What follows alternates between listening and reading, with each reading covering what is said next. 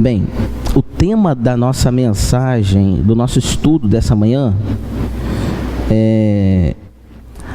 falaremos sobre a divindade de Cristo. Se não me falha a memória, antes de virmos para o templo, há 1 mês e meio, 2 meses antes de chegarmos aqui, o pastor Davi tinha, em um domingo pela manhã, trabalhado a respeito da humanidade de Cristo. Faltou-lhe o tempo devido, ele encerrou na humanidade de Cristo e ficou de trabalhar sobre a divindade de Jesus em um momento posterior. Como nós estamos trabalhando a respeito desse tema na classe de jovens, e esse tema faltou ser completado pelo pastor Davi, eu julguei necessário trazer esse tipo de estudo para toda a igreja. E eu creio que será de grande valia e edificação para os amados irmãos. Amém? Vamos lá. Vamos abrir nossas Bíblias em Mateus capítulo 16.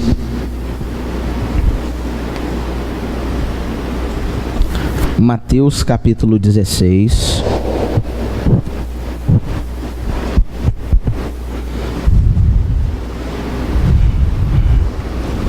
Versículos 13 a 17.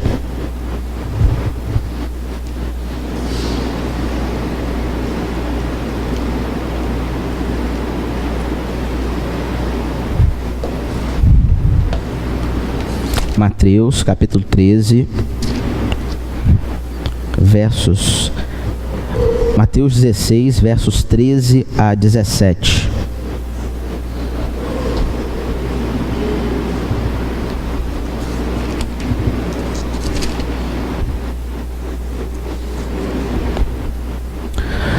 Amém, meus irmãos? Assim diz o texto bíblico. Indo Jesus para os lados de Cesareia de Filipe, perguntou a seus discípulos: quem diz o povo ser o Filho do Homem? E eles responderam: uns dizem João Batista, outros Elias, e outros Jeremias ou algum dos profetas. Mas vós, continuou ele, quem dizeis que eu sou? Respondendo Simão Pedro disse: tu és o Cristo, o Filho do Deus vivo. Então Jesus lhe afirmou: bem-aventurado és, Simão Barjonas, porque não foi carne e sangue que te revelaram, mas meu Pai que está nos céus. Até aí a nossa leitura bíblica. Meus amados, nós podemos afirmar categoricamente que nós vivemos tempos difíceis, tempos de apostasia. Pessoas aderindo a diversas crenças, muitas delas absurdas. Todavia, em meio a esse emaranhado de apostasia, pessoas que declaram diversas crenças, nós podemos afirmar que essa apostasia não nos surpreende. Pode parecer contraditório, mas essa apostasia é fruto de um cumprimento do texto bíblico. Paulo, quando escreve a sua primeira carta a Timóteo, ele diz o seguinte: mas o Espírito expressamente diz que nos últimos tempos apostatarão alguns da fé, dando ouvido a espíritos enganadores e a doutrinas de demônios. Então, a apostasia é fruto, consequência, resultado de uma operação maligna em muitos lugares.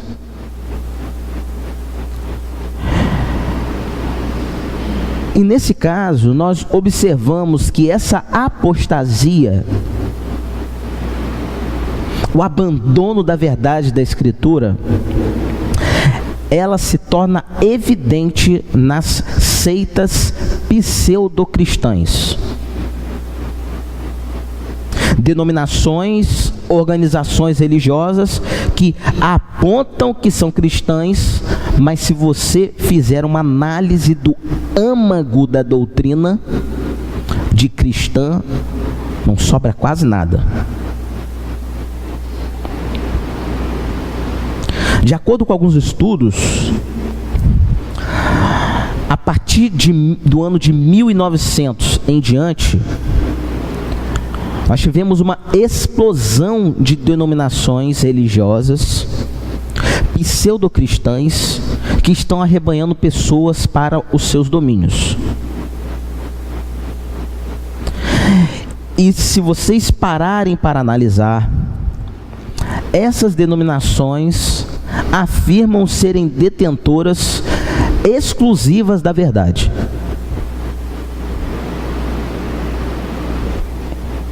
Bem, e o que essas denominações pseudocristãs têm em comum? Elas revelam um Jesus alternativo. Um Jesus que é completamente diferente do Jesus das Escrituras Sagradas. Faça um teste. Se alguém um dia bater a sua porta, afirmar que é detentor da verdade, da única verdade,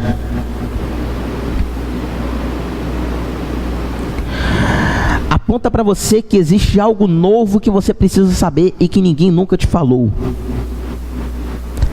A primeira pergunta que você, como cristão verdadeiro, deve fazer é: quem é Jesus para você? Quem é Jesus para você?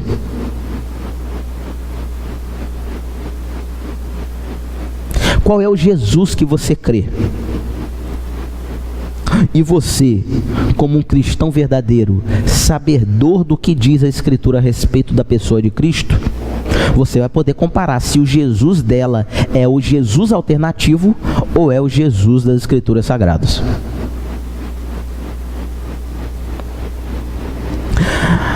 Aí surge a pergunta: o que essas seitas pseudocristãs falam de Jesus? O que elas revelam a respeito da pessoa de Cristo? Alguns teólogos tiveram um enorme trabalho em buscar o que dizem essas seitas a respeito de Cristo. Escreveram livros excelentes para que nós pudéssemos saber qual é o relato dessas denominações a respeito de Jesus.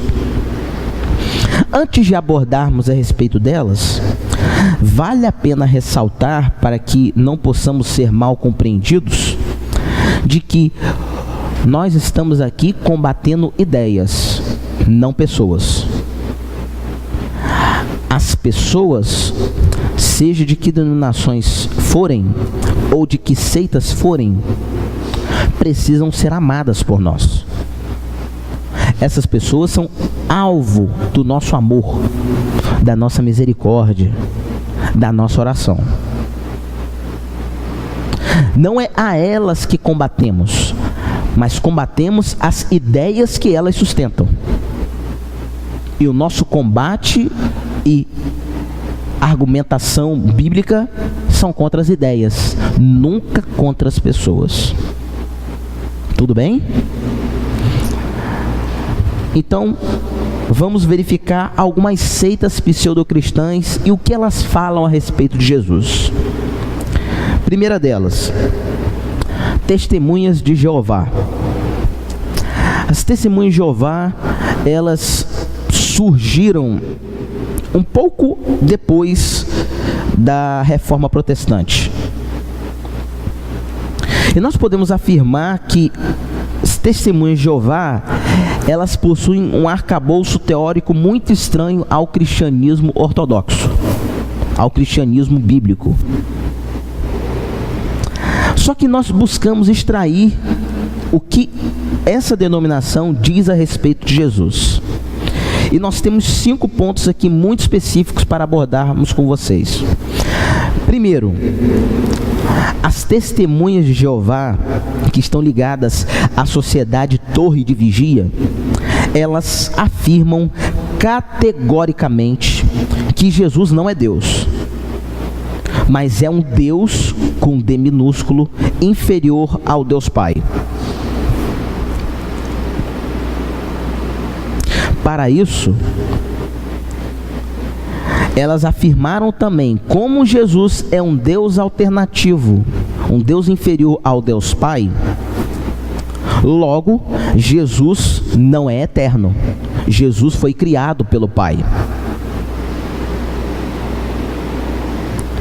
Isso nos leva a crer que, de acordo com as afirmações dos testemunhos de Jeová, houve um tempo em que Jesus nunca existiu e que o Pai estava sozinho, reinando soberano.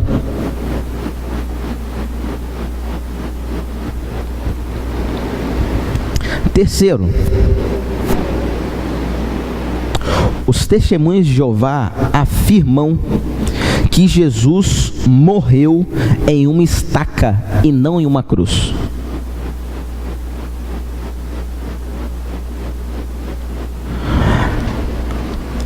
Eles abominam a figura da cruz.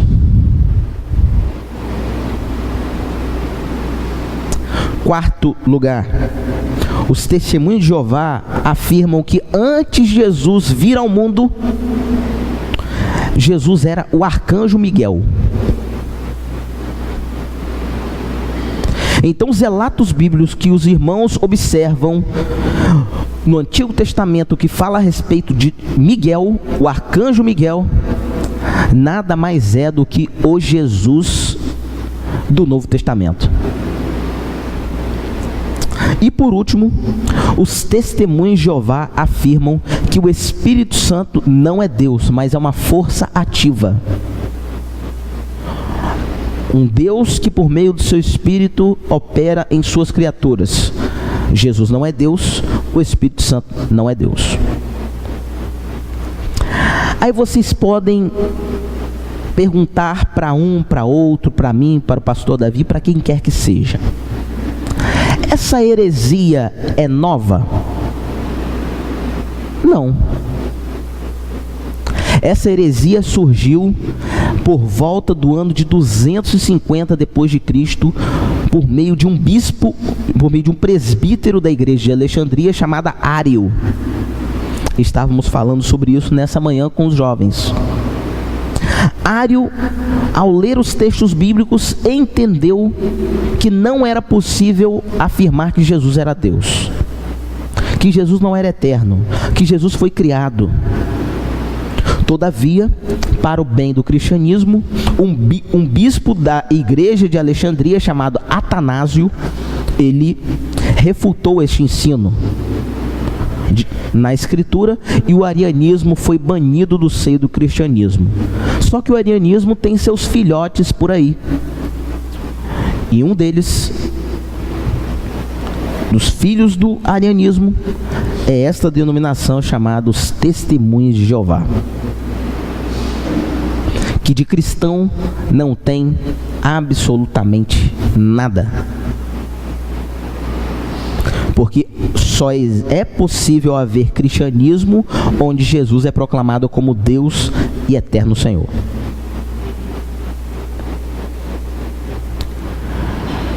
Segunda seita pseudo-cristã: espiritismo kardecista. Os kardecistas afirmam também que Jesus não é Deus.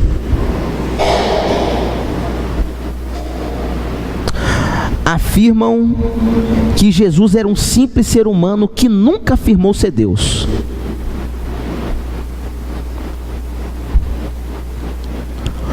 E eles desenvolveram uma teoria cristocêntrica para abarcarem suas doutrinas. Afirmam eles que Jesus era um espírito puro enviado por Deus para levar a humanidade à evolução. Como para os espíritas kardecistas, após a morte do homem, ele reencarna em outro corpo em uma outra era, Jesus cumpre o papel de trazer o aperfeiçoamento para que o homem, reencarnação após reencarnação, possa atingir a perfeição.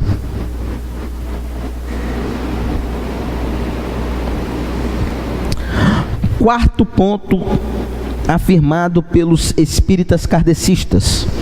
Eles dizem que Jesus não ressuscitou corporalmente. O fato do relato bíblico apontar que Jesus ressurgiu dos mortos não trata-se exclusivamente de um mito. Jesus não ressuscitou dos mortos. Quinto ponto assumido pelos espíritas kardecistas. Os milagres de Jesus não eram nada mais, nada menos do que fenômenos mediúnicos. O que Allan Kardec fazia, o que Chico Xavier provavelmente também fazia, era o que Jesus fazia nos tempos bíblicos.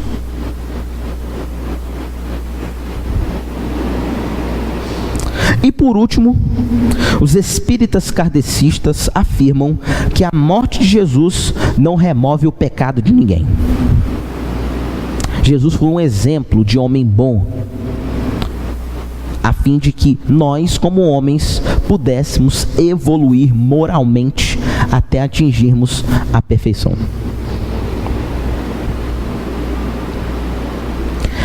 Terceira denominação pseudocristã.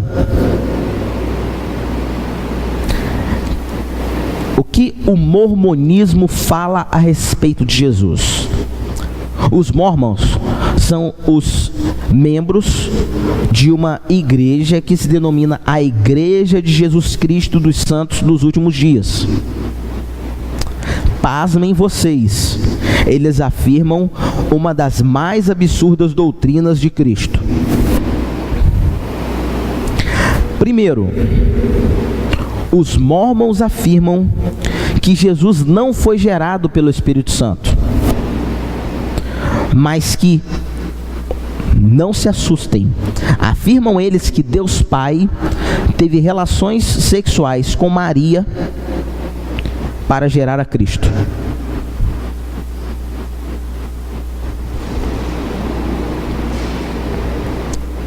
Afirmam ainda que Jesus foi casado. Alguns dizem até com Maria Madalena. E vão além. Afirmam que Jesus era polígamo. Não teve somente uma esposa, mas várias. Estamos observando a reação dos irmãos de espanto, mas essa é a doutrina. Caso os irmãos queiram, nós temos as devidas fontes para apontar para os irmãos. Terceiro, os mormons afirmam, com base em seus escritos, que Jesus era apenas o irmão mais velho dos homens. Jesus era apenas o seu irmão mais velho. Nada além disso. Com relação aos homens, somente o mais velho.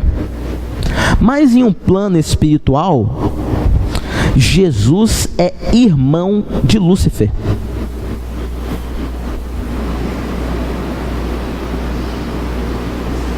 Isso mesmo, Jesus é irmão de Lúcifer. Só que Jesus é o irmão bonzinho e Lúcifer é o irmão malzinho. Meus irmãos, embora o espanto de vocês, nós nos perguntamos: quantos milhares estão seguindo essas doutrinas? Quantos? Inúmeros, diversos.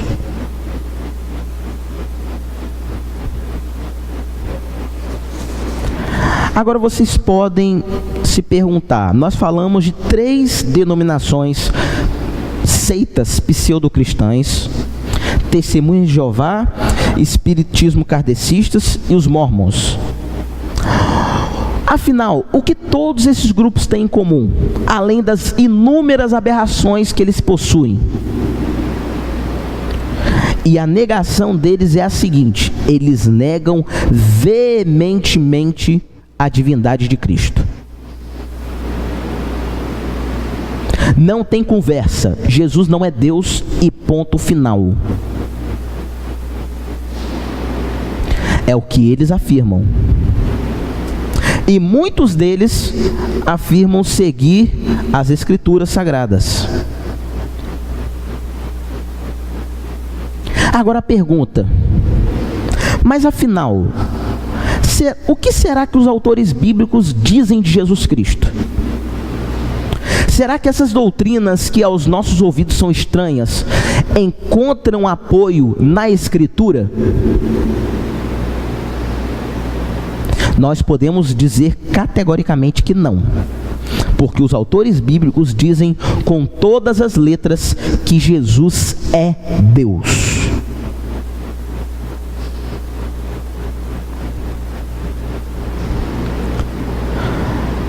Que autores afirmaram isso? Nós separamos alguns aqui, e eu gostaria de pedir para que você consulte a sua Bíblia em conjunto. Tenha a Bíblia em mãos, porque nós vamos verificar na Escritura o que dizem os autores bíblicos a respeito de Jesus. Vamos lá. Primeiro autor bíblico, Mateus. Mateus foi um dos 12 discípulos e ele escreveu o Evangelho segundo Mateus. E quando Mateus escreveu, ele fez questão de fazer uma descrição da pessoa de Cristo, do Salvador. Então, por gentileza, abra sua Bíblia em Mateus capítulo 1, versículo 23. Mateus capítulo 1, versículo 23.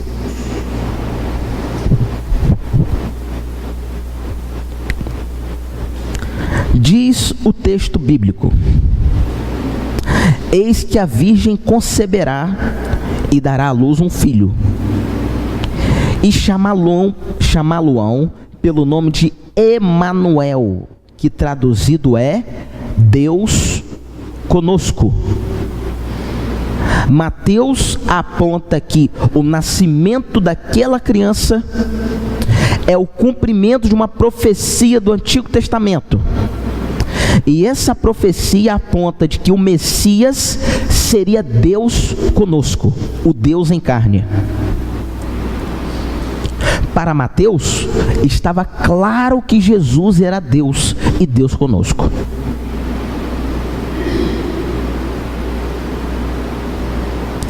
Segundo autor bíblico, João. O que diz João a respeito de Jesus? Nós temos 3 textos específicos que nós gostaríamos de pedir para que os irmãos nos acompanhem.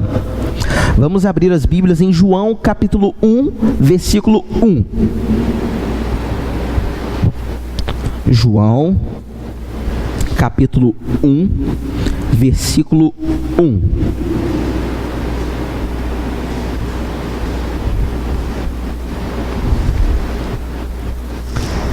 Assim diz João, o apóstolo amado, a respeito de Jesus: no princípio era o Verbo, e o Verbo estava com Deus, e o Verbo era Deus.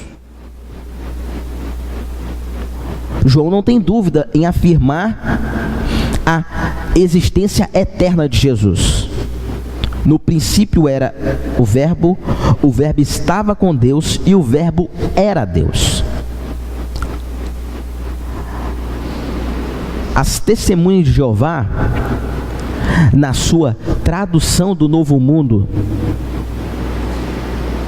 que é a Bíblia que eles traduziram, eles fizeram alguns recortes nesses textos.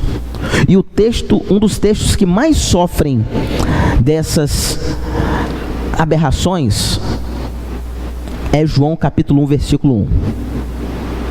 Porque o grego não permite colocar o artigo definido um Deus, como está na tradução do Novo Mundo. O verbo era Deus, diz a Escritura, mas na tradução do Novo Mundo está lá, o verbo era um Deus minúsculo, o D minúsculo. A pergunta é: o grego nos permite essa leitura? De maneira alguma. Se a Escritura não corrobora com a minha doutrina, eu vou mudar a minha doutrina como testemunho de Jeová? Não, eu mudo a Escritura. E isso eles fizeram, mudar a Escritura a fim de que a sua doutrina pudesse emanar desses textos bíblicos. Mas João não permaneceu aí, ele foi além. Vamos abrir agora em 1 João, capítulo 5, versículo 20. 1 João, capítulo 5, versículo 20.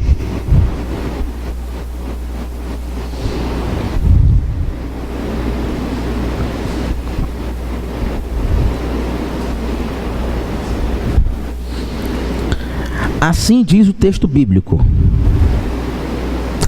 e sabemos que já o Filho de Deus é vindo, e nos deu entendimento para que conheçamos ao verdadeiro. E no que é verdadeiro estamos, isso é, em seu Filho Jesus Cristo. Dá um pause aí. O texto está falando de quem? Jesus Cristo. Vamos prosseguir. Este é o verdadeiro Deus e a vida eterna. O texto diz, sem sombra de dúvidas, João não teve dúvidas em dizer que Jesus era verdadeiro Deus e Jesus era a vida eterna.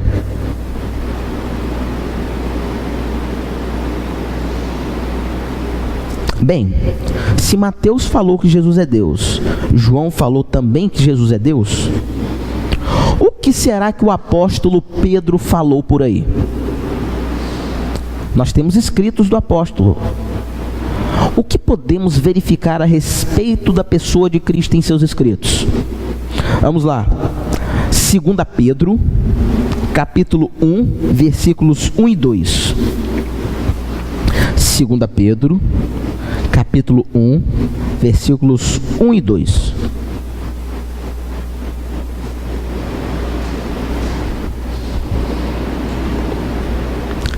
Diz o texto bíblico: Simão Pedro, e aqui ele está apontando de que é ele quem está escrevendo, para que as pessoas não pudessem apontar que foi outro que escreveu isso, servo e apóstolo de Jesus Cristo, aos que conosco alcançaram fé igualmente preciosa pela justiça do nosso Deus e Salvador Jesus Cristo. Graça e paz vos sejam multiplicadas pelo conhecimento de Deus e de Jesus nosso Senhor. Fica bem claro quando o apóstolo diz: pela justiça do nosso Deus e Salvador Jesus Cristo. Esses dois qualificantes apontam para uma única pessoa, Jesus Cristo, que é Deus e que é Salvador. Pedro também não teve dúvidas. Bem, mas alguns podem dizer: no meio dos apóstolos tinha alguém muito incrédulo e que teve essa dúvida. Tomé. Sempre que alguém aponta que Tomé é o discípulo incrédulo, essa pessoa tem razão, mas não é uma análise completa. Porque após a sua incredulidade ser derrubada, ele passou a crer. E quando ele creu da maneira correta. Vamos verificar o que disse Tomé a respeito de Cristo? Vamos abrir lá em João, capítulo 20, versículos 26 ao 28. João, capítulo 20, 26 ao 28.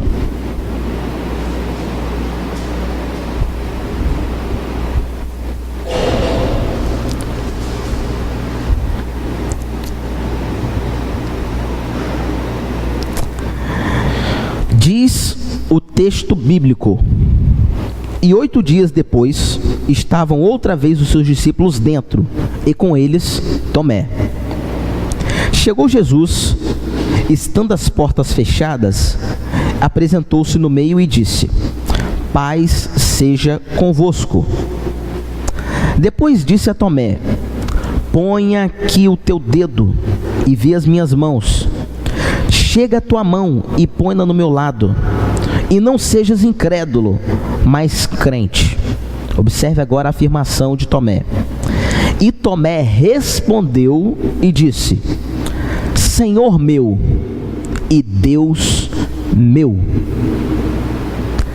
Tomé afirmou isso para respondendo a Cristo, dizendo: Senhor meu e Deus meu. Tomé, após essa revelação de Cristo, ele não teve dúvidas. Jesus era Senhor e era Deus. Será que nós temos outros? Bem, nós podemos afirmar que o apóstolo Paulo também não teve dúvidas. E ele escreveu essa certeza da divindade de Cristo em muitos escritos, em muitas cartas.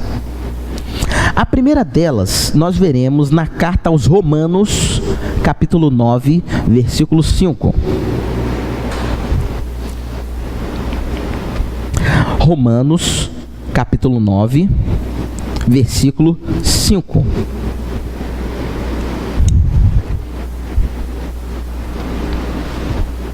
Diz o apóstolo Paulo aos Romanos, no versículo 5 do capítulo 9: dos quais são os pais, e dos quais é Cristo segundo a carne, o qual é sobre todos. Parando um pouquinho, essa primeira parte, o apóstolo está falando de quem? De Jesus. Os quais é Cristo segundo a carne, o qual é sobre todos, Deus bendito eternamente. Amém. Não ficou dúvidas após a sua conversão de que Jesus era Deus, porque para Paulo, Cristo era Deus bendito eternamente. Amém.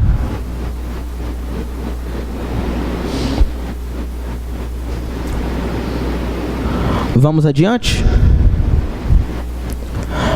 Paulo, agora em Atos capítulo 20, versículo 28.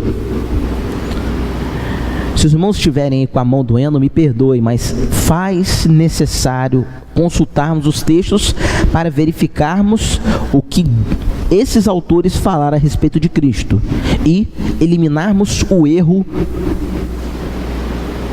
quando esse erro bater à nossa porta. Vamos lá. Atos, capítulo 20, versículo 28. Existe uma orientação do apóstolo para os pastores. E diz o apóstolo: olhai, pois, por vós e por todo o rebanho sobre que o Espírito Santo vos constituiu bispos, para apacentardes a igreja de Deus, que ele resgatou com o seu próprio sangue.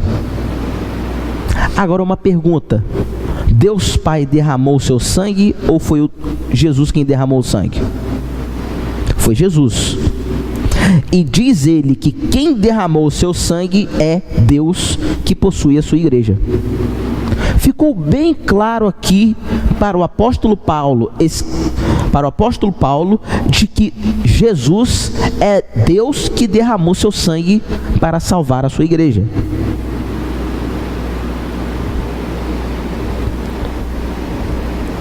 Será que mais alguém falou sobre isso? Bem, nós temos muitos que falaram e atestaram a divindade de Jesus. Mas o próprio Jesus fez isso, como veremos nos textos bíblicos. Vamos lá.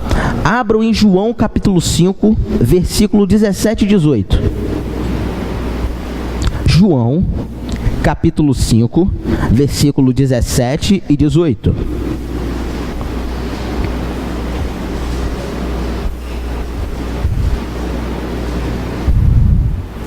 Diz o texto bíblico: e Jesus lhes respondeu: meu Pai trabalha até agora e eu trabalho também.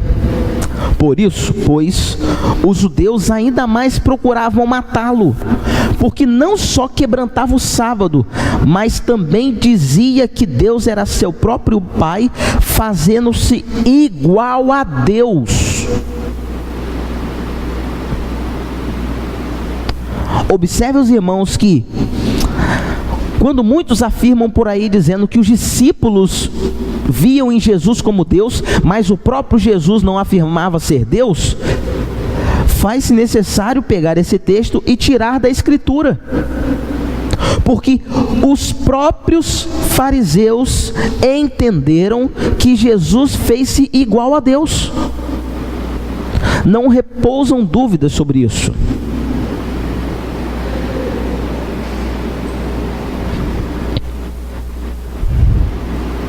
Será que Jesus falou sobre isso em um outro lugar?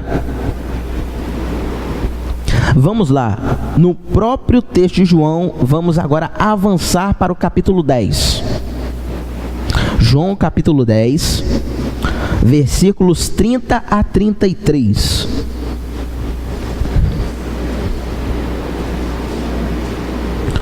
João capítulo 10, versículo 30 a 33, diz assim o texto bíblico: eu e o Pai somos um. Os judeus pegaram então outra vez em pedras para o apedrejar. Respondeu-lhe Jesus: tenho-vos mostrado muitas obras boas procedentes de meu Pai. Por qual dessas obras me apedrejais? Os judeus responderam dizendo-lhe: não te apedrejamos por obra boa, mas pela blasfêmia, porque sendo tu homem, te fazes Deus a ti mesmo. Ou seja, os judeus não queriam matar a Jesus porque ele estava fazendo boas coisas, mas porque o próprio Jesus afirmava ser Deus. E isso em uma sociedade judaica, onde cria-se categoricamente que havia um só Deus, isso era uma blasfêmia. Então, o fato dos judeus terem ódio de Cristo não é por alguma coisa que ele fez de bom ou de ruim, mas porque ele afirmou com seus próprios lábios ser Deus.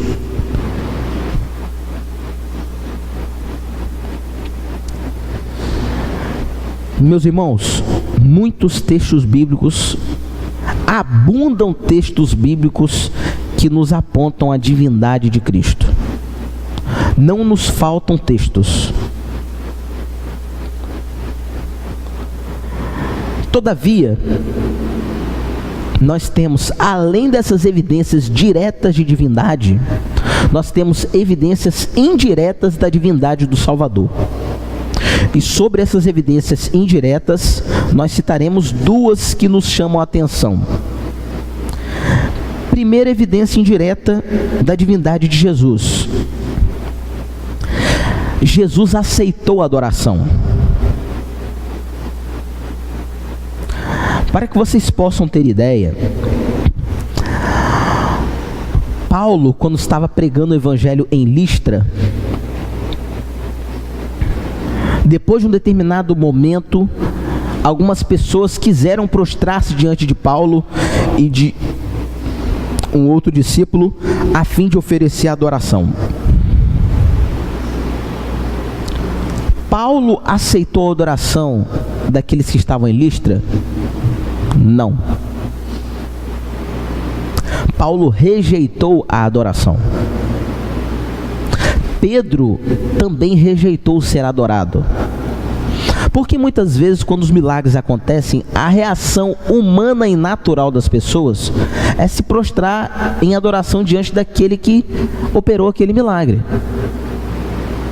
Só que os discípulos rejeitaram veementemente qualquer resquício de adoração a eles. Mas será que foi essa a postura de Jesus diante dos milagres que ele operou? Vamos abrir em Mateus, capítulo 14, versículo 33. Mateus 14, 33.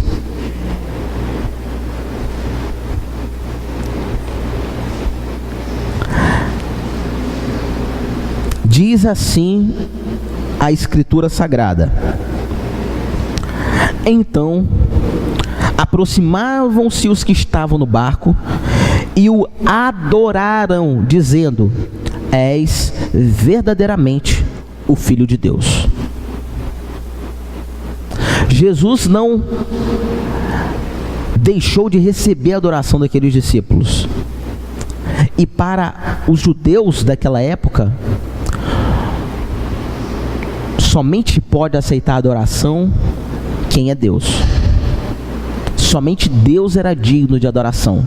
Se Jesus aceitou a adoração e sem repeli-los, sem brigar com quem estava fazendo isso, estava muito claro para Jesus de que, aceitando aquela adoração, ele estava colocando-se na pessoa de Deus.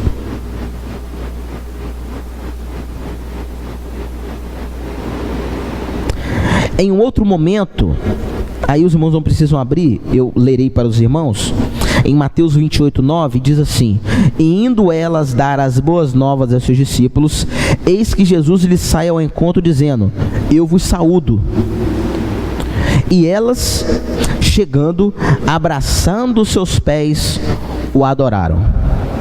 Aqui, após a ressurreição, aquelas mulheres maravilhadas do que estavam vendo um Cristo ressurreto dos mortos, elas se ajoelharam e adoraram, e Jesus não deixou de receber aquela adoração. Para Jesus estava bem claro de que só podia receber a adoração quem era Deus, e se ele era Deus, ele podia ser adorado. Segunda evidência indireta da divindade de Cristo: Jesus perdoou pecados. E antes de apontar os textos bíblicos que dizem que Jesus perdoou pecados, vale a pena ler o relato de um teólogo especialista em Novo Testamento, doutor em Novo Testamento, chamado D.A. Carson. Carson diz o seguinte: de todas as coisas que Jesus fez, a que mais me surpreende é o perdão de pecados. Se você faz alguma coisa contra mim, eu tenho o direito de te perdoar. Todavia, se você faz alguma coisa contra outra pessoa, aí vem uma pessoa e diz: eu lhe perdoo, que ousadia é essa? Perdoando pecados no lugar de quem foi ofendido. A única pessoa capaz de pronunciar genuinamente essas palavras é Jesus. Porque o pecado, mesmo se cometido contra outras pessoas, é, antes de tudo e principalmente, um desafio a Deus e às suas leis. Aparece então Jesus e diz aos pecadores: os seus pecados estão perdoados. Os judeus imediatamente viram nisso uma blasfêmia. Eles reagiram dizendo: quem pode perdoar pecados a não ser somente Deus? Jesus colocou-se como uma pessoa divina e como Deus. E isso quem afirma é D.A. Carson. Mas será que realmente a Bíblia afirma que Jesus perdoou pecados? Vamos lá. Vamos abrir as nossas Bíblias em Marcos capítulo 2, versículos 5 a 12. Nós leremos para que os irmãos entendam o que Carson está querendo dizer. Marcos capítulo 2, versículos 5 a 12.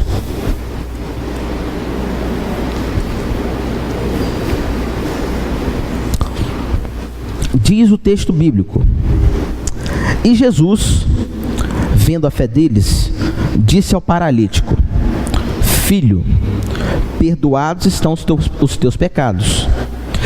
Estavam ali assentados alguns dos escribas, que arrazoavam em seus corações, dizendo: Por que diz este assim blasfêmias? Quem pode perdoar pecados senão Deus? E Jesus, conhecendo logo em seu espírito que assim arrazoavam entre si, lhes disse: Por que arrazoais sobre essas coisas em vossos corações? Qual é mais difícil? Dizer ao paralítico: Estão perdoados os teus pecados? Ou dizer-lhes: Levanta-te, toma o teu leito e anda? Ora, para que saibais que o Filho do Homem tem na terra poder para perdoar pecados, disse ao paralítico: A ti te digo, levanta-te, toma o teu leito e vai para a tua casa. E levantou-se e, tomando logo o leito, saiu na presença de todos, de sorte que todos se admiravam e glorificaram a Deus, dizendo: Nunca tal vimos.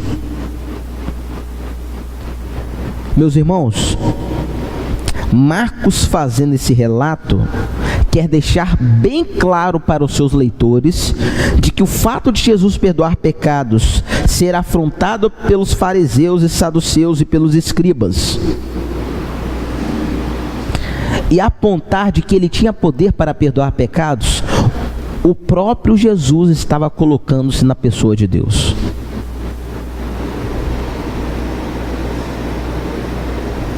Bem, diante dessas afirmativas bíblicas feitas por Mateus, por Pedro, por Paulo, por Tomé, pelo autor de Hebreus, pelo próprio Jesus Cristo, nós podemos afirmar sem sombra de dúvidas, diante das evidências bíblicas de que ele aceitou a adoração e que ele perdoou pecados, a nossa conclusão é: Jesus é Deus. Jesus é Deus. Agora surge uma outra pergunta. Irmão Sérgio, Jesus é Deus. O que isso muda na minha vida? Qual é a aplicação prática que eu trago para a minha terça-feira à tarde, como diz o pastor Davi? Nós temos muitas aplicações práticas. Primeiro, se você quer conhecer a Deus, você precisa ir a Cristo.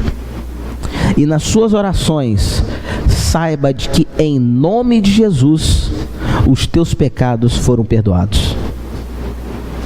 Quando nós chegamos diante de Deus Pai, nós podemos citar o em nome de Jesus, porque em nome de Jesus os nossos pecados foram perdoados.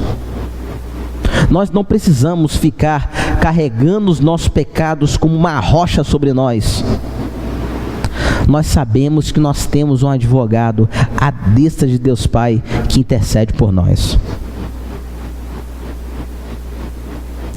Segunda verdade: por Jesus ser Deus, nós sabemos que a nossa redenção está completa.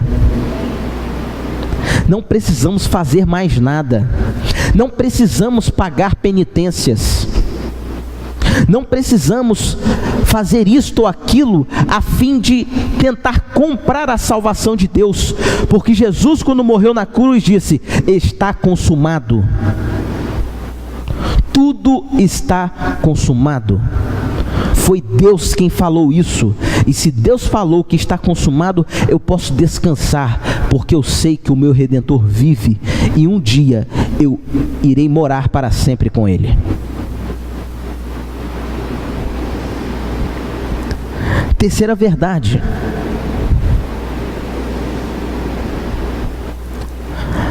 se Jesus é Deus, igualmente podemos afirmar que Jesus é homem.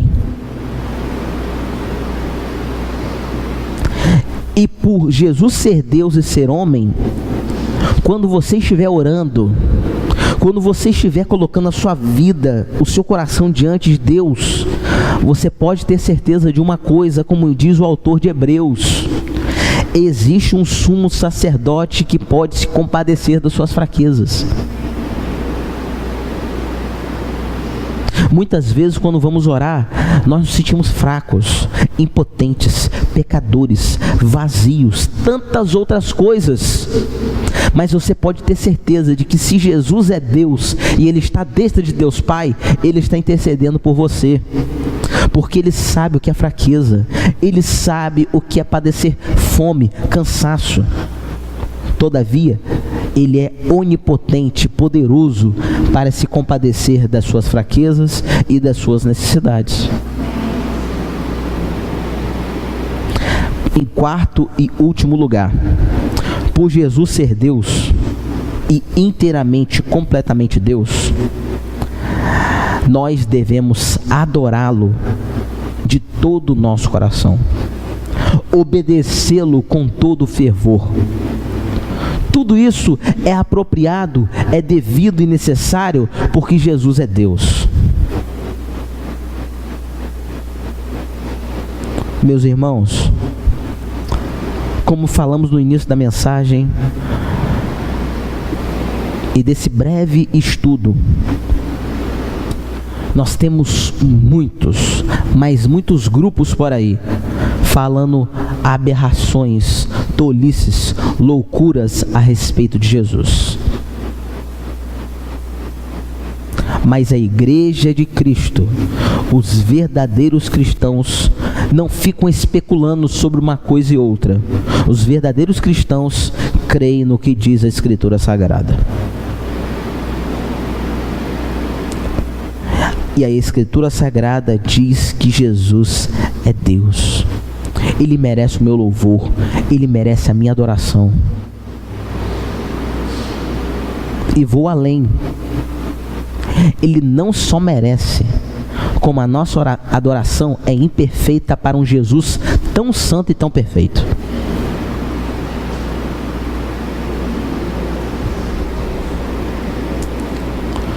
Por último, nós não poderíamos deixar de citar C.S. Lewis, em seu livro Cristianismo Puro e Simples, quando afirmou o seguinte, abre aspas: com isto, tento evitar que alguém caia na suprema tolice em que muitas vezes se incorre a respeito de Cristo.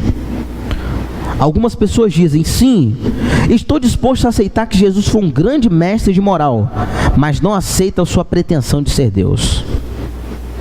Ora, essa é a única afirmação que nós não podemos fazer. Diz Lewis, um homem que não fosse senão um homem, e mesmo assim dissesse aquilo que Cristo dizia, não poderia nunca ser um grande mestre de moral.